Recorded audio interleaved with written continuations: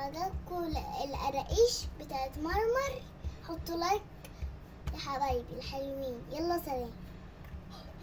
السلام عليكم ورحمه الله وبركاته. ازيكم يا احلى متابعين؟ وحشتوني كتير قوي. هنعمل ايه النهارده مع بعض؟ هعمل شويه قراقيش حلوين قوي وحاجه بسيطه جدا بطريقه سهله. معايا كيلو ده دي سايب ده متعدد الاغراض. خلاص، بس قبل ما نبتدي اللي هو القراقيش بتاعتنا هنعمل الخطوه الاول. هنعمل ايه؟ معايا طبق، ومعايا ايه تاني؟ كوبايه ميه دافيه، ومعايا 4 معالق سكر على كيلو دقيق. خلاص، معايا ايه تاني؟ ومعايا معلقتين خميره بيضه.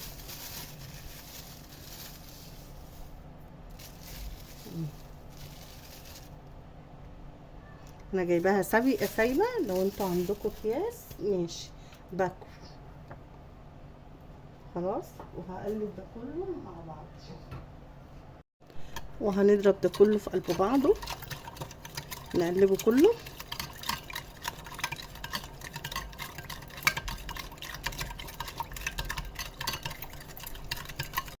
هنفضي فيه الدقيق بتاعنا،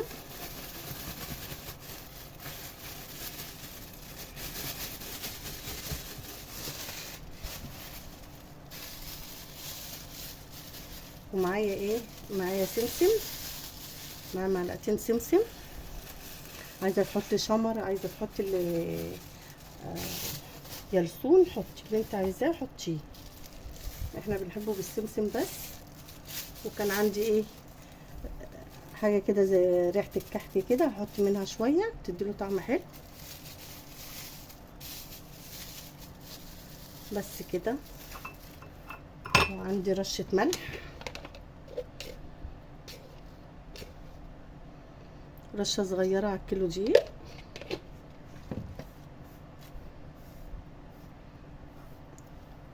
ربع معلقه كده على طرف المعلقه. ومعايا ايه تاني؟ معلقه نص معلقه بيكنج باودر كده صغيره بس. ونقلب ده كله في قلب بعض. همسك العجان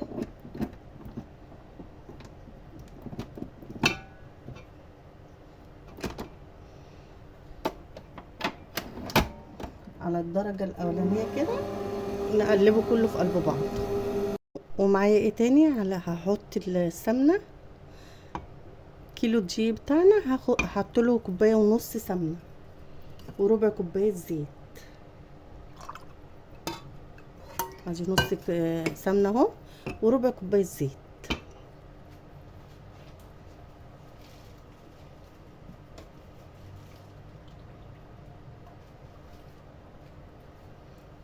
اهو بيخليه مقرمش وحلو. بس كده، هضرب كله مع بعضه. طبعا هننزل بالخميره،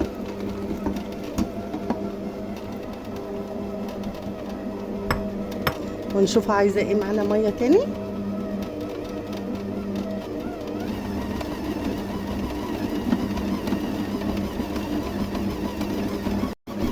بصوا يا بنات، لازم تكون ميه دافيه، والميه اللي حطينا الخميره دافيه.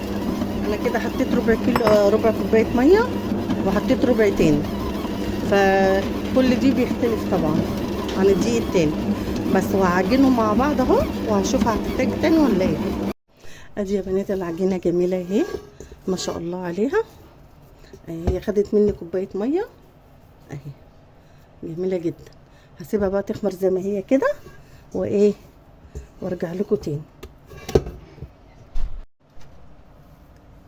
هنجيب الصينيه بتاعتنا وهنفرد فيها العجينه.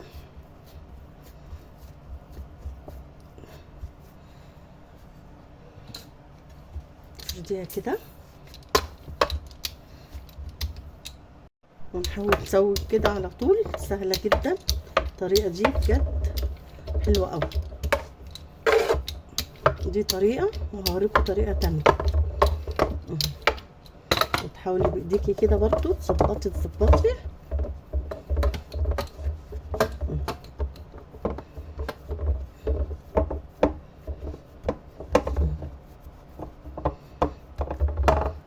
وتخليها كلها سمك واحد.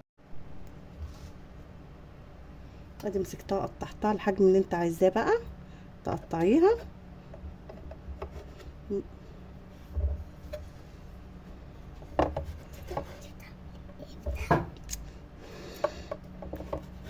اهو بس كده، واسيبها تخمر ساعة كده. وبعد كده ايه، ادي هنعمل طريقة تانية.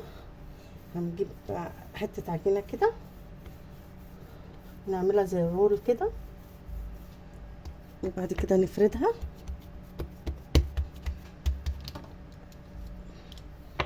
بالنشابة افرديها بالطريقة اللي تعجبك افرديها.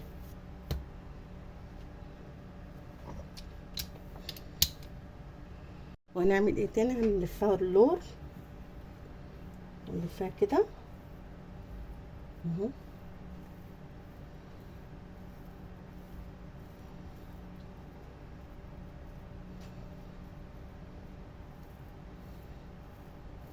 نعملها زي بتاعت المحلات بتطلع جميلة جدا.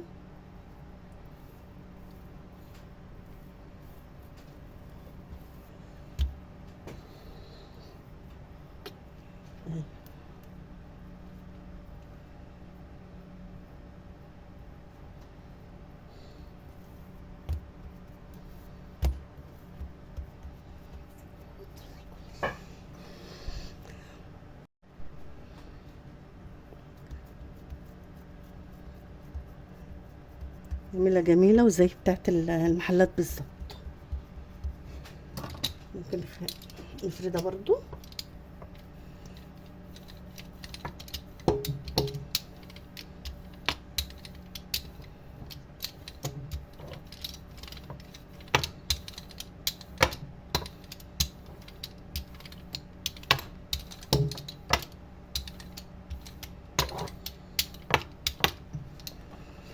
هنعمل ايه، هنقطعها بقى التقطيع اللي تعجبك.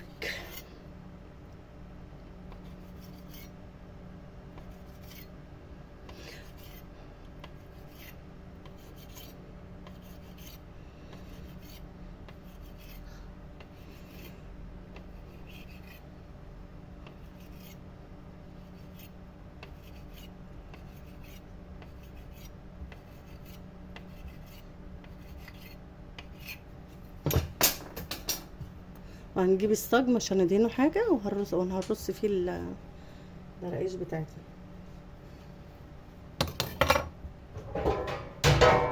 انا بحب الالومنيا، بتدي بتخبزي فيها بتبقى جميله جدا في المعجنات.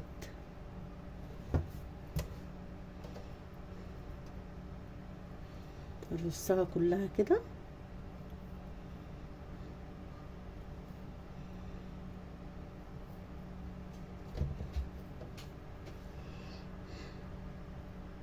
ادي خلصت الصاج اهو، هسيبه يخمر بقى نص ساعه كده.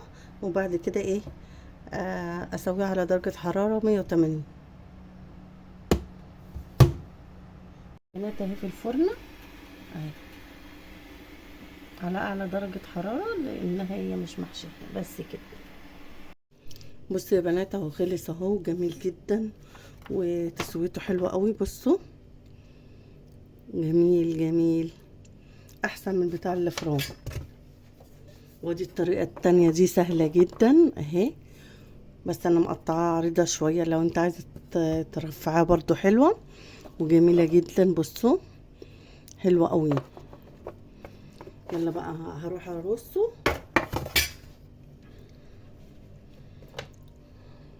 ادي يا بنات القراقيش بتاعتنا خلصت اهي وجميله جدا وما خدتش مننا وقت. بصوا عامله ازاي، بصوا مفرغه ازاي وجميله وناشفه. بصوا جميله جميله جميله بجد، حلوه قوي وطريقتها سهل واحلى من الفران. جربي الطريقه دي ان شاء الله هتعجبك وهتعتمديها عندك على طول. اللي اول مره يخش قناتي يعمل لايك ويعمل اشتراك عشان يجيله كل جديد من مطبخ مرمى. واذا عجبكم الفيديو